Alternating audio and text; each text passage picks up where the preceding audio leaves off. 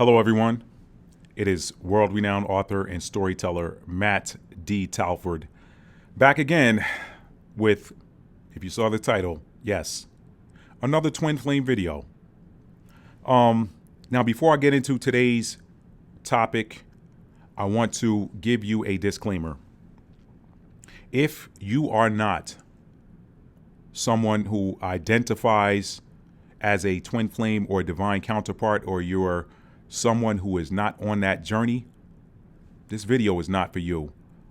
You probably won't even understand what it is. Heck, people who are on the journey, as I understand it, barely know what it is sometimes because they're still learning it, as I understand it. So I wanted to, again, express that. If you are not someone who understands what twin flames are all about, you don't identify as a divine counterpart, you don't know what any of that stuff means, go ahead and click off this video. This one is not for you, all right? Number two, you guys know by now that when you see me with this BDU jacket on, BDU stands for Battle Dress Uniform, then you already know what time it is. We're dealing with spiritual warfare, all right? Now, last but not least, for those of you who haven't seen a lot of my recent videos and you don't understand what you're looking at here, this is what is called an expert field medical badge. I was a medic in the Army. And as a medic, before I signed up, I wanted to, rather than be someone who took life, even though as a soldier, you may have to, that every soldier knows that what they're signing up for when they go in the military, you may be somewhere deployed and you may be attacked and you may have to defend life, okay? But rather than be a soldier per se that went out on, doing what infantrymen do, I wanted to be a medic. I wanted to preserve life, all right? And so I wear this with pride, and especially with what I do on this channel, because all these years later, I feel like I am still functioning as someone who is here to help, and to help, more importantly, bring healing to anybody that I can help, okay? I'd rather bring healing than harm. And so I wear this expert field medical badge in today's topic of spiritual warfare with pride. Now, I'm going to take a short break, and when I come back, today's topic will be the irony of energetic attacks against twin flames and the 7 reasons why dark magic does not work against them. I'll be right back after this short break. You're watching Maddie's Rap with author Matt D. Talford. Okay, we're back, and without further ado, we're going to jump into today's topic: the irony of energetic attacks against twin flames and 7 reasons why dark magic does not work against them. And just so you know, today I will not be discussing or talking about my books. I typically tell you guys what types of books I've written, what I've written at the end of my videos, and tell you where you can get them, how you can get them. All my books are on Amazon Kindle, Apple iBooks. They're also available in paperback at www.talfordarts.com. I'm not going to get into any descriptions today. I want to jump right in this and close this video out. So you guys can click the links in the description box if you want more information on my work as an author. Now, and I'll be reading from my notes today because I want to kind of speed through this. This is important, but I don't want this to be a long, drawn-out video. I want to hit these points and get off. Okay? Dark magic, evil eye, and any other type of energetic attacks levied against twin flames, aka divine counterparts, do not work. Why? I'm glad you asked. At the end of the day, the irony is that the dark magic that was deployed to weaken and destroy the connections between divine counterparts actually ends up having the opposite and reverse effects. Let's talk about the opposite effect first, and then I'll get into those reasons. The opposite effect that is had by these entities, these beings, aka karmics, as some people call them, karmic entities, false twins, all this other stuff. The opposite effect that is had is that the divine masculine and divine feminine connection, as opposed to being weakened or destroyed, is on the contrary strengthened. So all of that attempts to, doing these different words, different actions, different psychological tactics to try to weaken these connections ends up strengthening them. And here's why. Dark magic against divine counterparts, even one that is in low vibration, invokes the law of diminishing returns.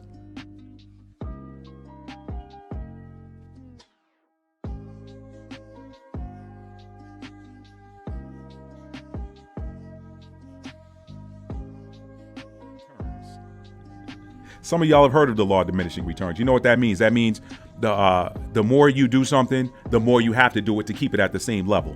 All right? So that dark magic actually invokes the law of diminishing returns. So the foolishness of these karmics is that they do not understand that the more they do this stuff, the more they have to do it. Okay? I'm going to get into that. Now, if you want to know what that reverse effect is, I'm going to explain that in the seventh and final reason for the ultimate failure of these energetic attacks. So let's get into those reasons. Reason number 1. The divine masculine is divinely joined and energetically connected to an extremely powerful, ethereally matched divine feminine energy. Dark magic, even at its best, is simply no match for high priestess energy. Come on, somebody. Somebody out there watching knows what I'm talking about. It's no match. Why? Why is that, Matt? It is because high priestess power comes directly from source, aka the divine.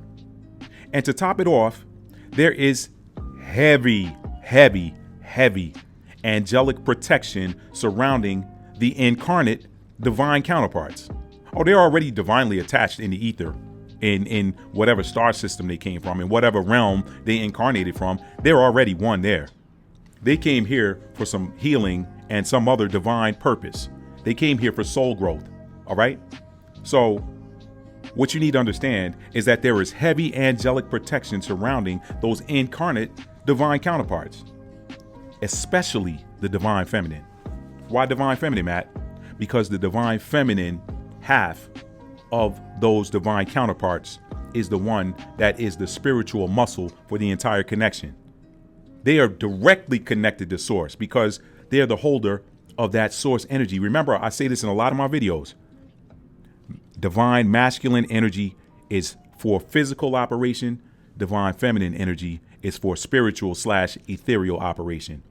Divine feminine energy is spiritual. Your feminine energy zones, aka chakras. Chakra 2, creation.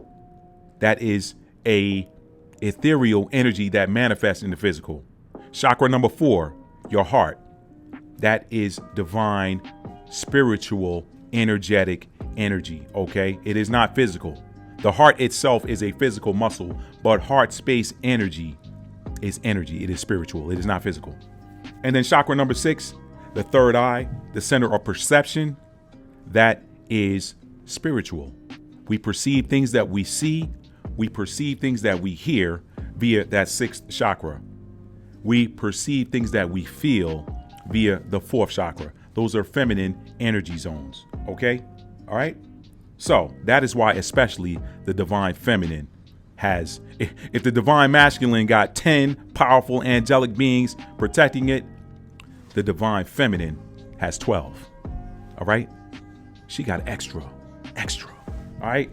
Reason number 2 why these energetic attacks failed.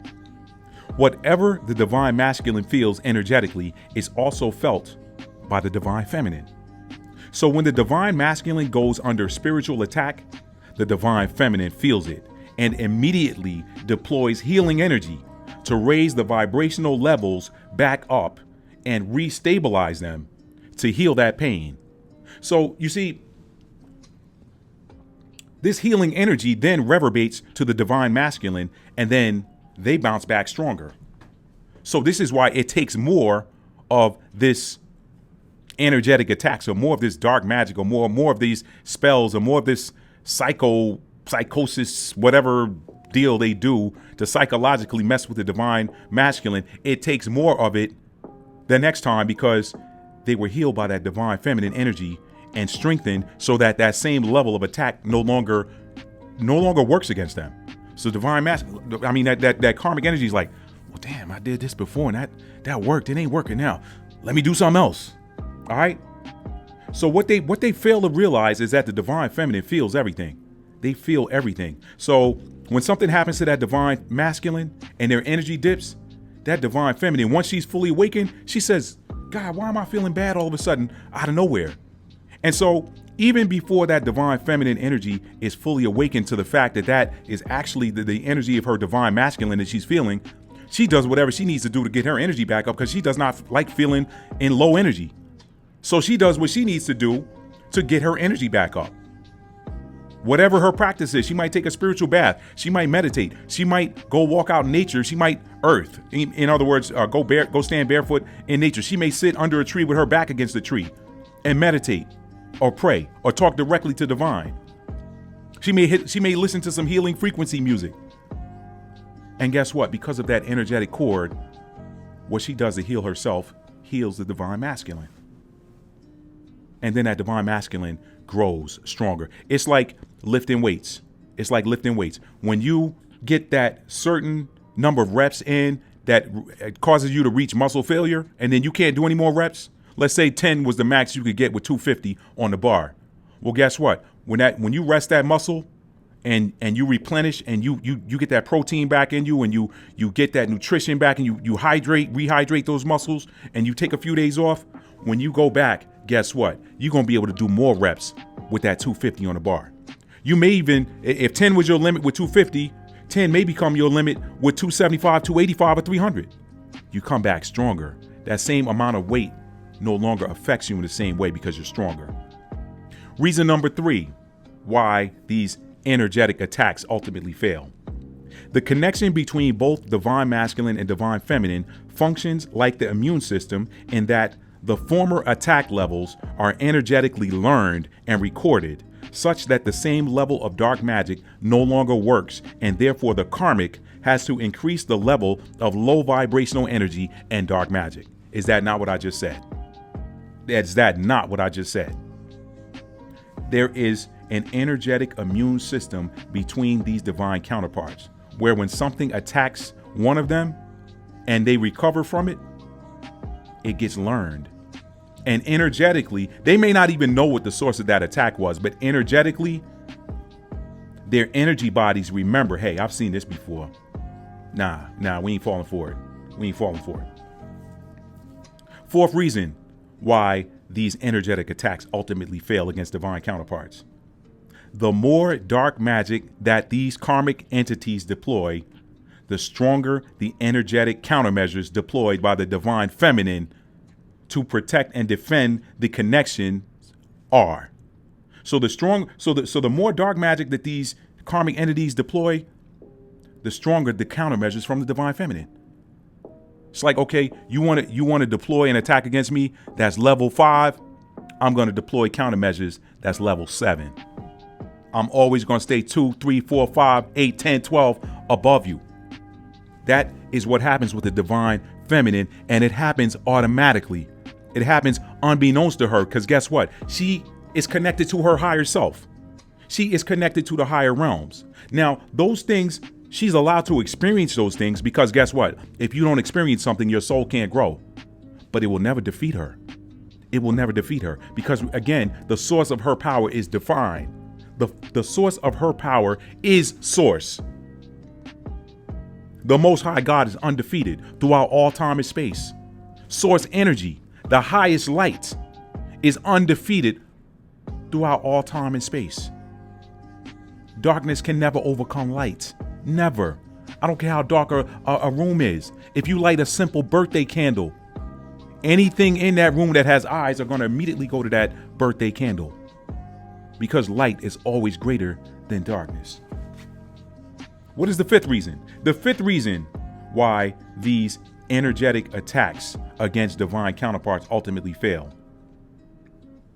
Oh, you know what? I didn't finish 4. My bad. Let me go back to 4. I got excited there.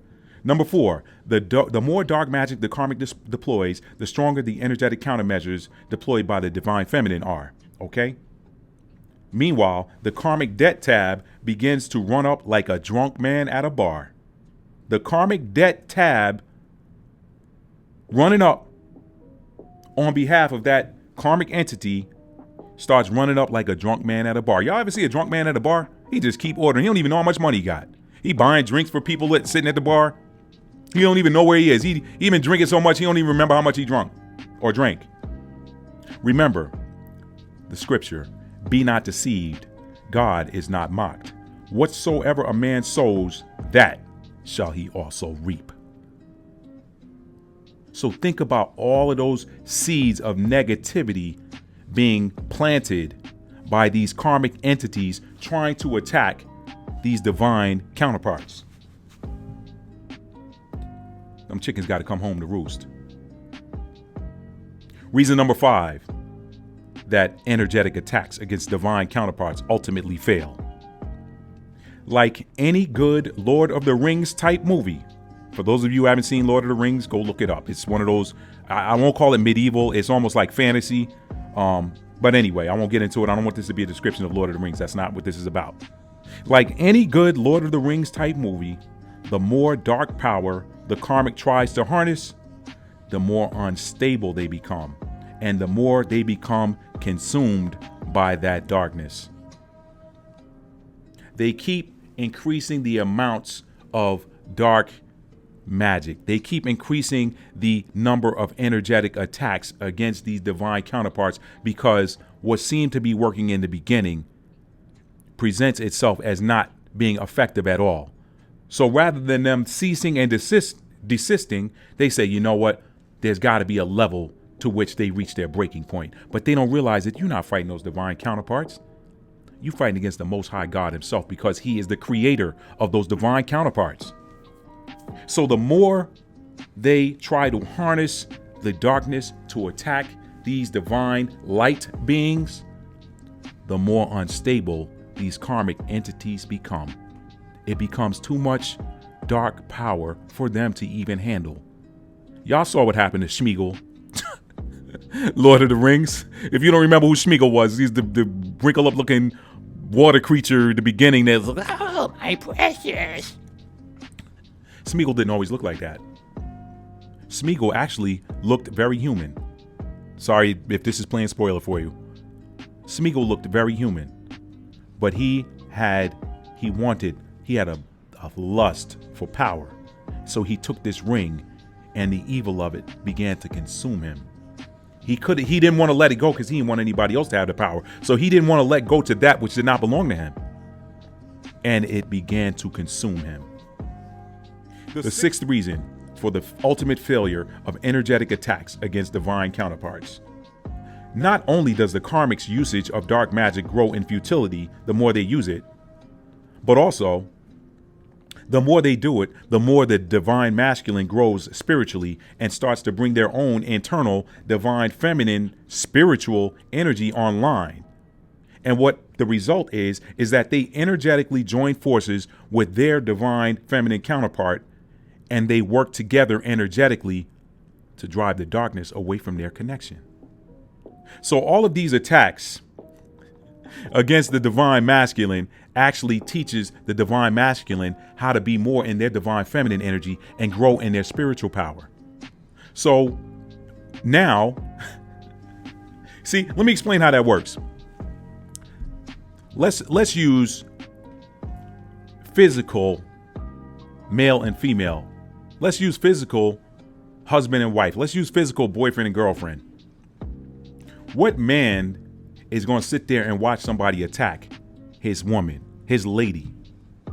What man is going to see that happen?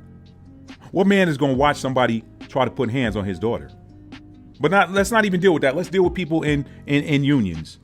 What husband is going to watch somebody physically attack his wife and not do something about it? What does the scripture say? The scripture says, no one can enter into a strong man's house and spoil his goods lest he first bind a strong man. So what these karmics are doing is they're trying to bind the divine masculine, and they're throwing attacks against the divine feminine. They realize they don't work, so they say, okay, well, I'll hurt the divine feminine by attacking the divine masculine. But the energetic healing that takes place when the divine feminine energy senses a spiritual attack actually strengthens the divine masculine, which in turn strengthens the connection. Why does that happen? Because now the divine masculine is growing in their spiritual juice. And now energetically, without them even trying or thinking about it, this happens energetically. So it's happening in another realm. It is really happening in another realm and manifesting in the physical realm. That divine masculine joins forces and says, hey, wait a minute. I know how to use these spiritual tools now. And they begin to work together to drive the darkness away from that connection.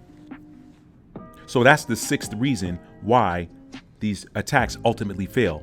Again, they strengthen the divine masculine. When that divine masculine comes online, when they bring their divine feminine, their own internal divine feminine energy online, they then join forces with their divine feminine counterpart to fight in the spiritual realm, to fight against these energetic attacks. So the power now becomes amplified. And what does that do? That actually strengthens the divine feminine, because the divine feminine was already growing in her divine masculine energy, because anytime someone is defending against an attack, or someone counterattacking an attacker, they're in their masculine energy. So that divine feminine, she's already untouchable spiritually because she's divinely connected to source. But the attacks against her divine masculine cause her to get into her divine masculine energy. And she says, I'm defending this connection if I got to do it by myself. And so now she is growing exponentially in divine source power, because she's already the holder of the divine feminine power, spiritual power. But she taps into that divine masculine power because energetically she says, I have to defend this connection. I have to energetically protect my divine counterpart. So the seventh and final reason why these energetic attacks against divine counterparts ultimately fail. The end result is that Proverbs 26 and 27 comes into fruition, and the divine feminine, who grew her own inner divine masculine energy by rising up to the occasion and defending her divine counterpart, comes into union with her divine masculine, who grew his own inner divine feminine energy by joining spiritual forces in co-creation with his divine counterpart, and subsequently exercised his masculine energy in protection of his divine feminine counterpart and their connection. What does Proverbs 26 and 27 say? I'll often call that one universal law. He who diggeth a pit, or in other words, sets a trap for someone, will fall in it. I got a video talking about why that happens spiritually. I'll leave a link in the description box below. It's called The Truth and the Light, Straight No Chaser, Proverbs 26 and 27. It breaks down exactly why spiritually and energetically Proverbs 26 and 27 is universal law. It always happens. When you're setting a trap for someone, especially a divine person, you fall in it yourself. When you roll a stone on them, it rolls back on you. That's God. That's universal law. That's universal law. You cannot set a trap for the righteous and watch the righteous fall in it. You fall in it yourself. Now, if you're setting a trap for somebody else with low vibrational, that might work, but God does that. God uses low vibrational energy to get rid of low vibrational energy. He'll use two low vibrational energies, make them wipe each other out, and don't have to lift a finger. That's how the divine works. So in the end, the perfect will of the divine wins out. If the divine intended for these divine counterparts to join forces, to come into union for a divine purpose that he set forth in the books, in the heavens, what power on earth or in heaven is going to stop it? There is no power that can stop the will of the divine.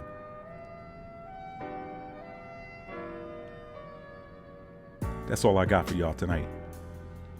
Spiritual warfare. spiritual warfare. Y'all know what's going on out here. We at the end. Anybody who's ever studied war history knows that the absolute hottest and worst battles of any war are the final ones. Why? Because the tide has turned, and whoever was winning in the beginning is trying their best to hold on and wait until some miracle happens for them to turn around. So they throw everything they got at the other side. So this is the final battle.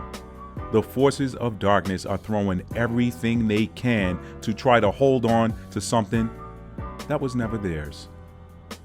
The scripture says, the earth is the Lord's and the fullness thereof. Let me go to that. I believe that's Psalms 27. Let's see. Is it 24? Let me see. Psalms 24:1. The earth is the Lord's and the fullness thereof, the world and they that dwell therein. I could read that whole chapter. I'm not going to. Y'all check that out. That is Psalms. That is the 24th Psalm. The earth is the Lord's and the fullness thereof, they and all that dwell therein. This is God's show. This is God's show. You might as well get on board. You might as well get on board and get your heart right. That's all I got for y'all, family. I hope this video helps somebody that is in the struggle. I've been hearing a lot. I've been seeing a lot. There are a lot of these divine counterparts that are on the verge of joining forces, as we saw here. And that is joining forces to drive the darkness out of this realm. That is the ultimate purpose for this massive twin flame awakening on planet Earth. It is to raise the frequency to the unconditional love frequency, which will have a subsequent effect or a built-in effect of driving the darkness out. Love is a light energy. Unconditional love is the real love. That's the only love. That is real love. All right? I love you guys. Tell somebody you love them and mean it. How do you mean it? You have to show it. Love is an action word. It is a verb. It is also a noun, a state of being. But when we focus on showing love, love will abound. When you show love, there will be love. So show love, family. Love you guys. Peace.